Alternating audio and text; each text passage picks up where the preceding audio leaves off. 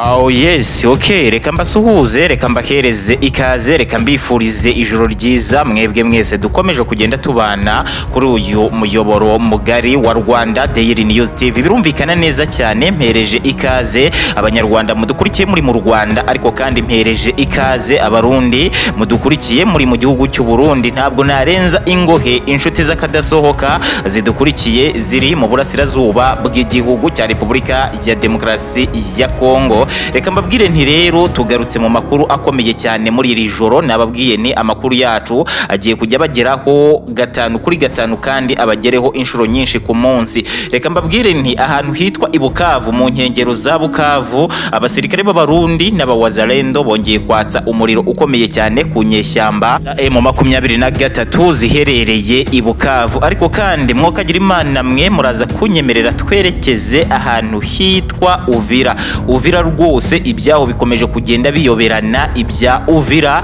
ibintu bikomeje kugenda bisubira irudubi. Ubwo ngubwo ndavuga ku ruhande rw'inyeshyamba z'umutwe wa M23, dore ko abarwanyi b'abawazalendo bakomeje guhakana bivuye inyuma, bavuga ko badashobora kwemerera izi ngabo za M23 kuba zayobora uyu mujyi wa Bukavu. Ariko kandi munyemerere twerekeze mu birindiro bikuru biherereye muri teritwari ya Kanyabayonga. Ibirindiro ni ibya M23 ahangaha ku butaka bw'iki gihugu cya Repubulika ya Demokarasi ya Kongo. Ibi birindiro rero turaba tubijagajaga tureba ese mu by'ukuri ibi birindiro biri kugenda bitegurirwamo ibiki. Ariko kandi muraza kunyemerera twerekeze muri teritwari ya Masisi, santere ya Masisi cyane cyane, dore ko naho hongeye kubuka imirwano ikomeye cyane.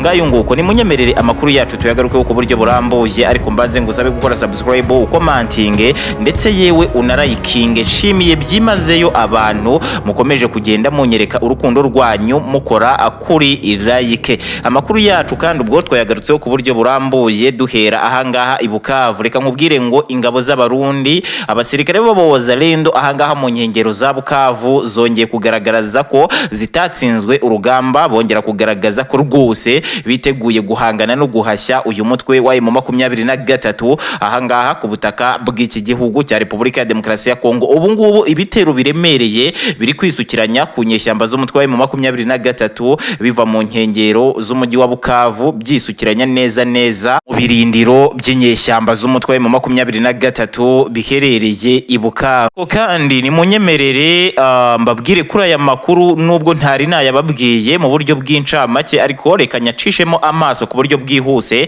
ngende nyababwira ku buryo bukomeye cyane. Leta zunze ubumwe za Amerika zamaze gusinyana amasezerano n'igihugu cya Repubulika ya Demokarasi ya Kongo mu bijyanye n'ubucukuzi bw'amabuye y'agaciro. Usibye n'ibi kandi ibi bihugu byombi byemeranijwe, byasinyanye n'amasezerano y'ibijyanye n'ibikorwa bya gisirikare cyane cyane mu guhashya izi nyeshyamba z'umutwe mu 23 ahangaha ku butaka bw'iki gihugu cya Repubulika ya Demokarasi ya Kongo. Uwitwa Antoine Felix Tshisekedi Tshilombo we ubwe yavuze ko azatanga buri kimwe cyose byamusaba kugira ngo atsinde izi nyeshyamba z'umutwe wa M23. Noneho rero mwokagira Imana mwe abakurikiranira bya hafi intambara yaha mu burasirazuba bwa Repubulika ya Demokarasi ya Kongo, cyane cyane batavuga rumwe n'inyeshyamba za M23 ndetse n'igihugu cy'u Rwanda, bakomeje kugenda bavuga bati ubundi se Amerika ko ari rwo Rwanda, ubundi uyu Antoine Felix Tshisekedi Tshilombo arasinyana amasezerano na Amerika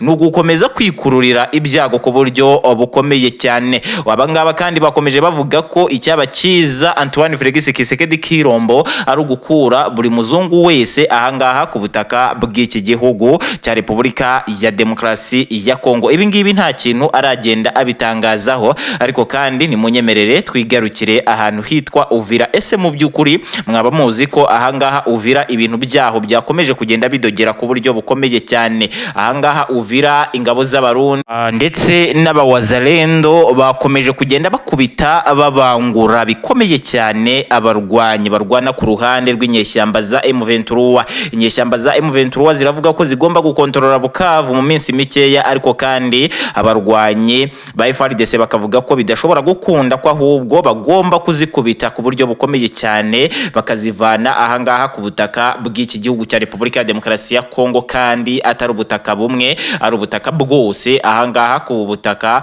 bw'iki gihugu cya Repubulika ya Demokarasi ya Kongo. Noneho rero ni munyemerere twigarukire ahantu hitwa Kanyabayonga. Ahangaha niho inyeshyamba za M23 zifite ibirindiro twakwita nkaho ari bikuru.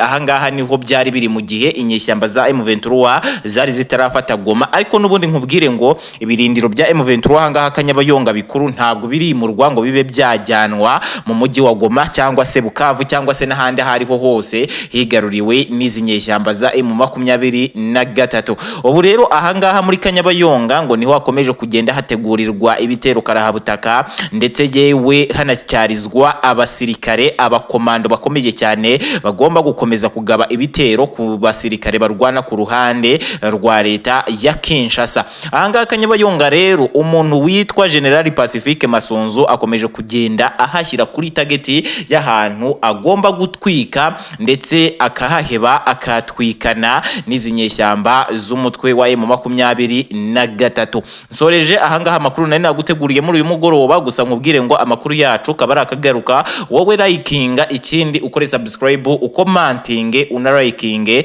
kugira ngo amakuru yacu akomeze kugenda akugeraho 5 kuri 5. Jewe nitwa Mr Kenzo, ndagushimiye.